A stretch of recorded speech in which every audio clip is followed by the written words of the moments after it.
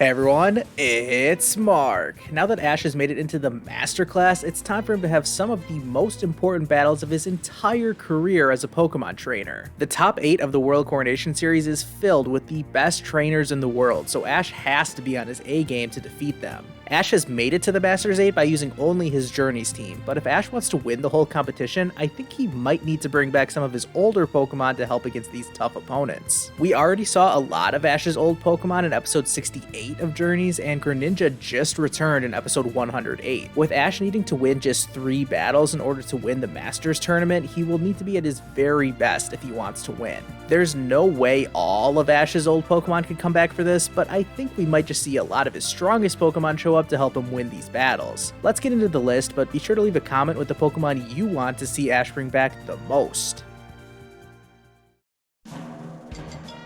Number 10, Kingler. Pokemon Journeys has celebrated the entire history of the Pokemon anime and has included a lot of references to Ash's past adventures. I think it would be a great full circle moment for Ash to bring back Kingler for his first Master Class battle, just like he did back at the Indigo League. When Kingler came from out of nowhere and absolutely destroyed Mandy all by itself, that was an incredible moment. Imagine if Ash is in a bad spot in his first Master Class battle, but then Kingler shows up and turns it all around. It would be a great way to bring back memories of Ash's first ever Pokemon League. Plus, Kingler hasn't actually physically appeared in an episode since episode 133 of the Advanced Generation series, and because of this, Kingler holds the dubious record of going the longest without making a physical appearance out of all the Pokemon that Ash currently owns. After being off our screens for 800 episodes, it's time to bring Kingler back. Number 9, Swellow. This may come as a little bit of an obscure pick, but I always thought that Swellow was the strongest of the early route regional flying types that Ash has ever caught. I think it's a close tie between Swellow and Talonflame, but I will give Swellow the edge because of its incredible resilience. When Ash caught Swellow back as a Tailo, it did not want to give up battling, and it kept that same attitude ever since. Its endurance is so high that Ash was confident enough to try his infamous Thunder Armor tactic back during his battle against Tate and Liza. Yeah, I still don't know how that worked. Anyways, Swellow could be a wildcard pick for Ash to bring back that could surprise some people. The last time it appeared was in Ash's battle against Tobias, but as long as no one comes into the Master Class packed with legendaries and mythicals, then I think Swellow will do a lot better job this time around. Number 8, Krookodile. I always like to call Krookodile Ash's underrated Unova ace. This Croc has never gotten a true moment to shine, and I want to fix that in the Master Class. One of Krookodile's biggest strengths is that it has a really versatile moveset, and we have already seen before that Ash isn't afraid to teach it a new move just to get the upper hand in a battle. The 3 Krookodile battles that stand out the most to me were Ash vs. Bryson, Ash vs. Iris at the Pokemon World Tournament Junior Cup, and of course Ash vs. Stefan at the Unova League. Krookodile actually won all of those battles for Ash, and it never actually had a defeat in a major battle. I mean, aside from Ash's gym battle against Skyla, but let's just forget about that one. This is also the only Pokemon from the Best Wishes series that I am including in this list, so we need Krookodile to show up for some representation. I think it could prove some people wrong by showing just how strong it is. Number 7, Snorlax.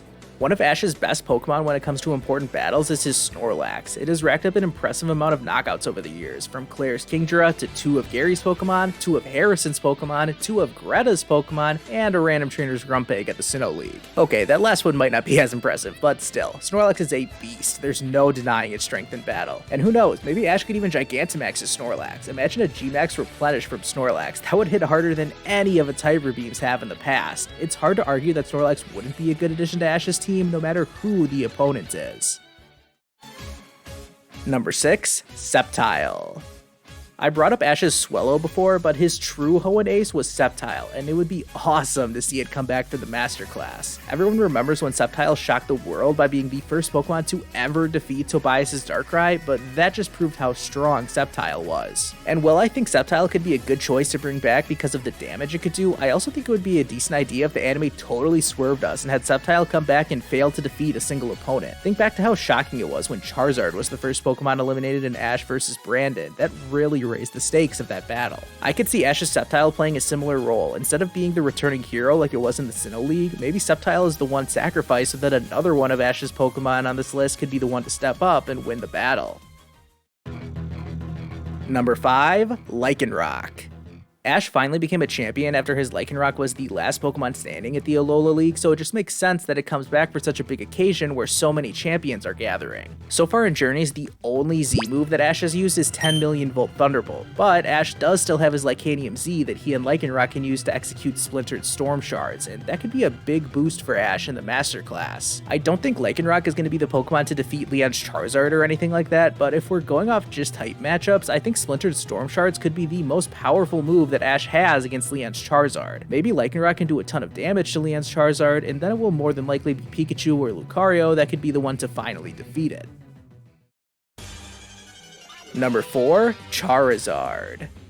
Speaking of Charizard, let's talk about Ash's Charizard. Out of Leon, Alon, and Ash, it's hard to tell which one has the strongest Charizard, but we might just see all three of them in action in the Masters tournament. We know if Ash were to truly use his strongest team possible in the Masters tournament, Charizard would be a part of it. Even though Charizard did come back in episode 68 of Journeys, we haven't seen it in a battle since the Decalore Islands arc back in the Best Wishes series. And it's kind of surprising that the anime has gone this long without having Charizard come back for an important battle. That used to be their go-to move. However, they have probably moved on from having Charizard be Ash's super powerful ace that he brings back for special occasions, because now he has...